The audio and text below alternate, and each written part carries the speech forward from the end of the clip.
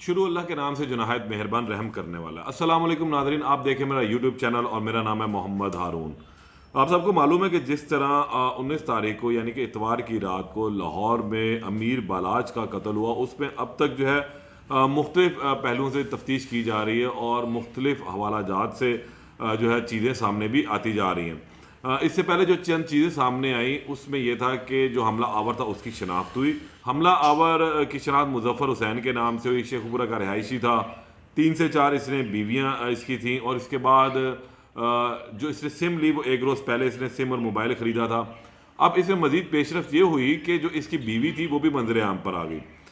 इसके साथ साथ ये भी मालूम हुआ कि ये तीफ़ी बट जो है उसका मालशिया था गुज़िश्ता 22 साल से। तो किसी हद तक ये चीज़ें कंफर्म हो गई कि इस कत्ल में तीफ़ी बट और गोगी बट के जो हैं वो ताल्लुकात शायद गालबन सामने आ रहे हैं। ताहम इसके साथ साथ अब एक फुटेज जो है मंजर आम पर आई है। पहले आप ये फुटेज देखें।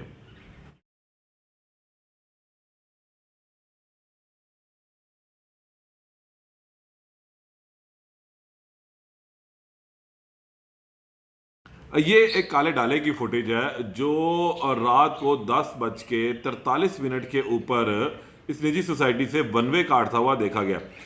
इस वीडियो डाले में बताया जा रहा है कि 3 से 4 अफराद थे और ये सेफ सिटी की फुटेज है। इसमें 3 से जो 4 अफराद मौजूद थे ये उस वक़्त वहाँ से फ़रार हुए हैं जब बालाज को गोलियाँ मारी गई।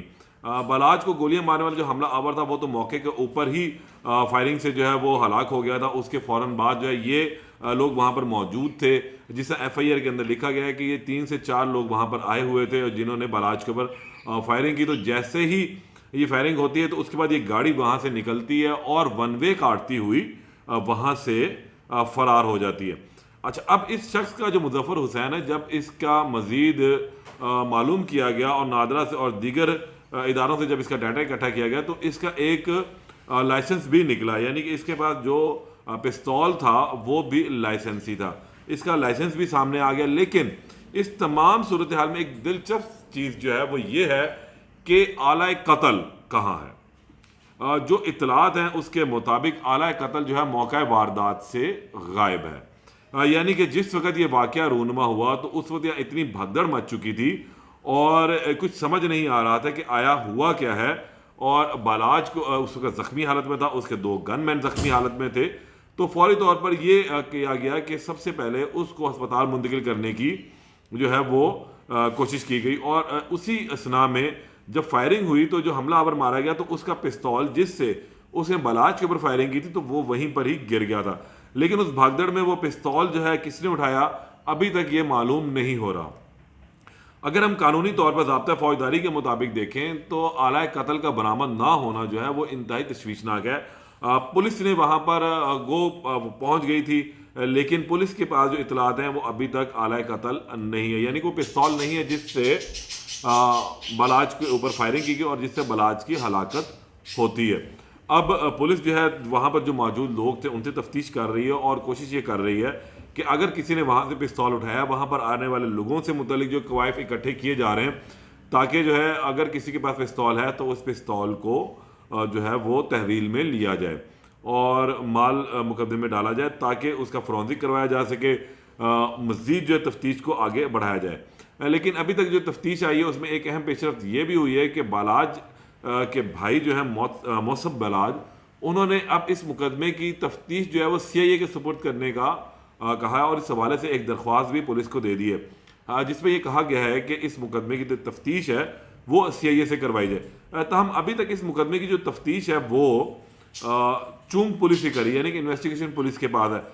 ताहम जो CIA है उसकी मावनत कर रही है, लेकिन अब बाकायदा तौर पर तफ्तीश जो है वो CIA के सुपुर्द करने के हवाले से दरख्वास्त पुलिस को जमा करवा दी गई है। जिससे मैंने आपको बताया कि इस वीगो डाले का क्या किरदार है।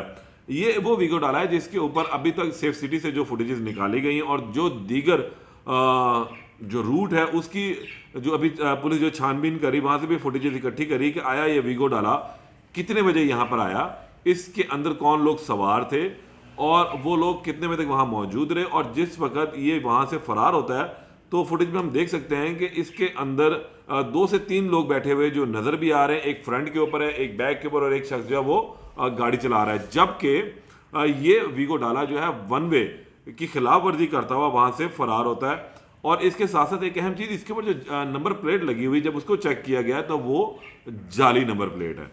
तो ये कभी इम्कान था कि ये लोग जो हैं वो साथी थे उसके हमला आवर के और वो बाहर मौजूद थे। शायद इनका ये ख्याल था कि जिस वक्त ये वाक़या रूनुमा हो जाएगा और उनका ये जो चौथा साथी है ये भी जो है वहाँ से फरार होने में कामयाब हो जाएगा, लेकिन बदकिस्मती कहें कि वो वहाँ से फरार होने में कामयाब नहीं हुआ और वो फायरिंग की जद में आकर हलाक हो गया।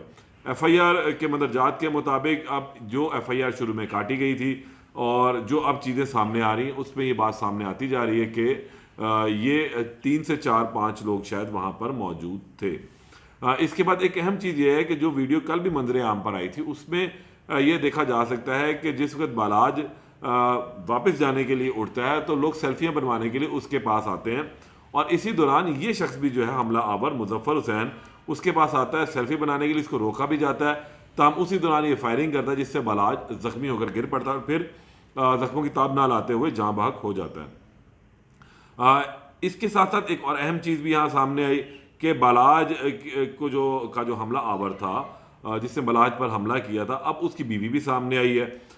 जब उससे तफ्तीश की गई और जो उसे चीज़ें पुलिस को बताई हैं जो ज़राए के मुताबिक ये शख्स जो है मालशिया था तीफी भट्ट का, गुज़िश्ता 25 साल से जो उसके पास काम कर रहा था और करीबी उसके बंदों में इसका शुमार होता है। तो अब पुलिस को जब बहुत सारे क्लू मिल चुके हुए हैं, पुलिस को ये भी क्लू मिला कि जो तीफी भट्ट हैं वो जो वक़ुआ जिस दिन हुआ उस दिन रात को कराची से बैरून मुल्क फरार होने में कामयाब हो गए, जबकि जो गोगी भट्ट हैं वो फ़िलहाल लाहौर में ही हैं, कहीं रुपोश हैं। अब इस हवाले से जो है कुछ सामने नहीं आया कि आया वो कहाँ पर है। ताहम पुलिस ने जो है मुख्तलिफ जगहों पे छापे मारे, जितने क्लू मिले, और अभी जो पुलिस ने अपने मुखबर छोड़े हुए हैं उनके मुताबिक जहाँ जहाँ कहीं इतलात थी वहाँ पर पुलिस ने रेड कर लिया, लेकिन अभी तक जो है गोगी भट्ट पुलिस के हत्थे नहीं चढ़ सके। ताहम जो अभी पुलिस ज़राए उनका ये कहना है कि भरपूर कोशिश की जा रही है कि जो है गोगी भट्ट को गिरफ्तार कर लिया जाए और उनको जो है बैरून मुल्क या शहर छोड़ने से किसी भी तरह से रोका जाए। ताहम अब इस केस में मज़ीद जो भी अपडेट होगी उससे आपको आगाह करेंगे। तब तक के लिए इजाज़त दें। अल्लाह निगहबान।